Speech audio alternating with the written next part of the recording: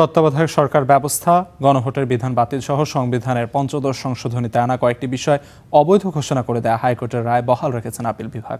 বৃহস্পতিবার সকাল 9:30টায় প্রধান বিচারপতির নেতৃত্বে 4 বিচারপতির আপিল বেঞ্চ এ রায় ঘোষণা করেন। এতে সংবিধানে গণভোট ও তত্ত্বাবধায়ক সরকার ব্যবস্থা ফিরল বলে জানিয়েছেন সংশ্লিষ্ট আইনজীবীরা। টানা 3 দিনের শুনানিতে রাষ্ট্রপক্ষ ও জামায়াতের আইনজীবী মৌলিক কাঠামোর সঙ্গে সাংঘর্ষিক বিধানগুলো অবৈধ ঘোষণা করে নীতি নির্ধারণী বিষয়গুলো সংসদের ওপর ছেড়ে দেওয়ার আর্জি জানান। অন্যদিকে সুজন সম্পাদক বদিউল আলম মজুমদার সহ আপিলকারীদের আইনজীবী কয়েকটি ধারা ছাড়া পুরো পঞ্চদশ সংশোধনী বাতিলের আবেদন জানান।